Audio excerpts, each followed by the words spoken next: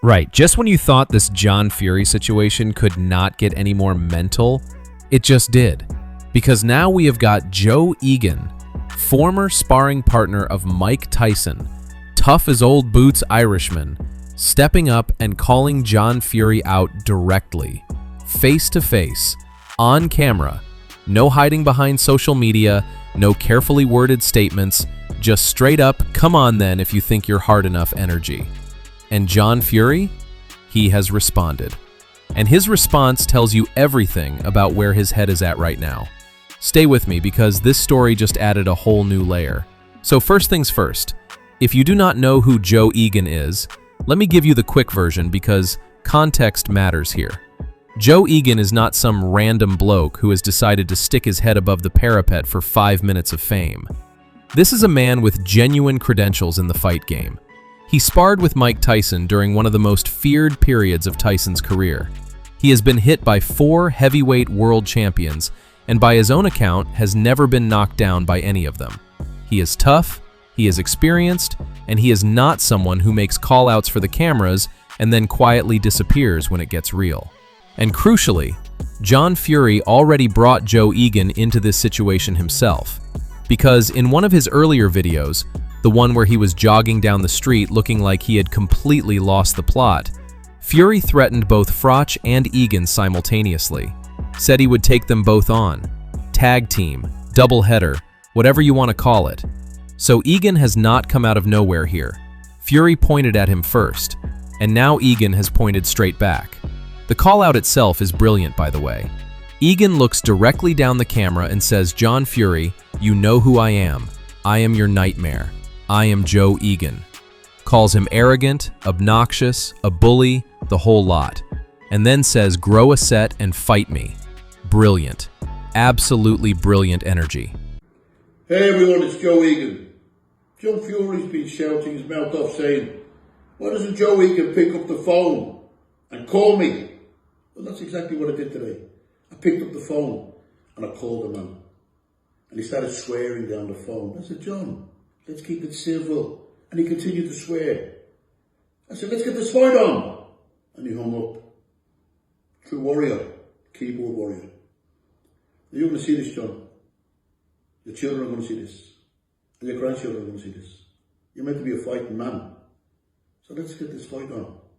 And I'm prepared, John, to fight and give all the money to a charity of our choice. 50% your charity and 50% of my charity. That's how much I want this fight now. Okay? You're on about fighting Carl, the Cobra Froch. And in the same breath, you're saying that you're eating worms. Well now, John, you stick with the worms. Don't be trying to mix with a cobra. Okay? Give yourself a fighting chance, John. Fight me. Do you understand? Fight me. Once and for all. Let's put this to bed.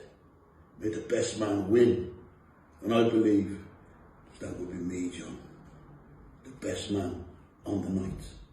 Because if you believed it was going to be you, you'd have took the fight by now. It's been offered to you many, many times.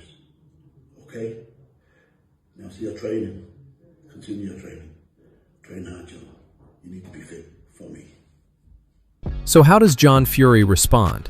Because this is where it gets interesting. He does not back down, not even slightly.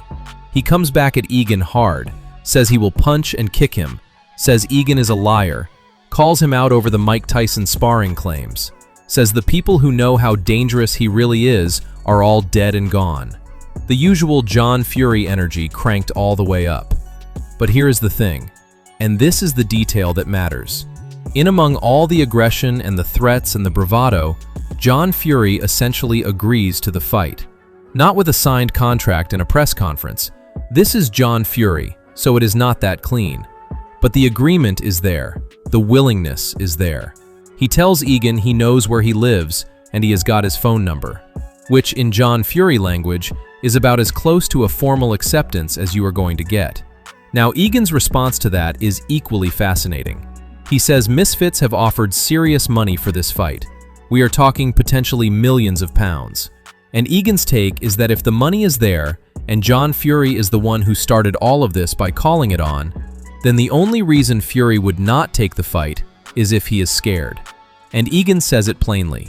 He thinks John Fury, in his mind, knows Joe Egan might just be a little bit too much for him. Strong words. Very strong words. Here is what you need to understand about where John Fury's head is at right now. This is not a man who is making noise for the cameras and planning to quietly walk it back in a few weeks.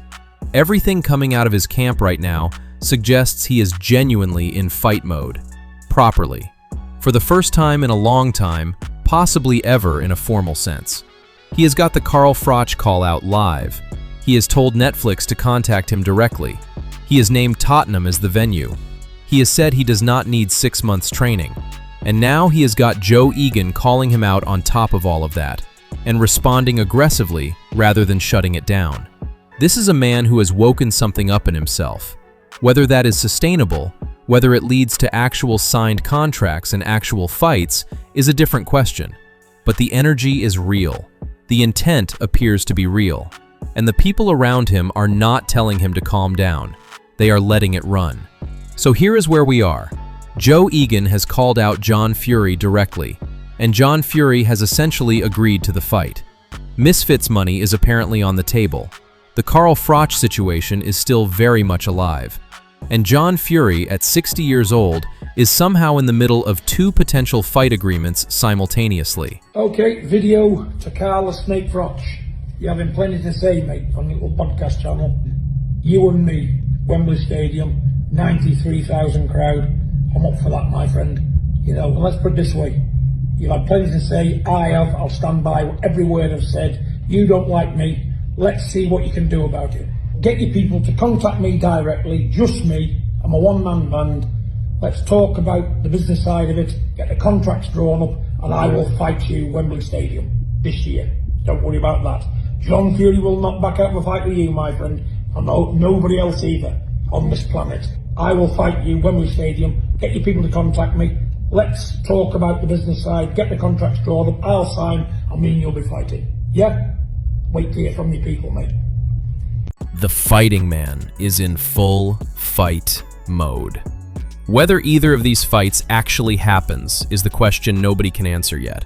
But the fact that we are even asking it tells you everything about how wild this whole situation has become. And while all of this is going on, Carl Frampton has come out and said something that nobody was expecting. He has admitted publicly that when John Fury headbutted him in Saudi Arabia, he was absolutely terrified. Shaking. Could barely speak. Said he came out of that video looking braver than he actually felt inside. And that right there tells you everything about why Joe Egan calling John Fury out the way he did takes serious bottle. Because even a world champion was petrified of this man. Who do you want to see more? John Fury versus Froch or John Fury versus Egan? Drop it in the comments. Until next time.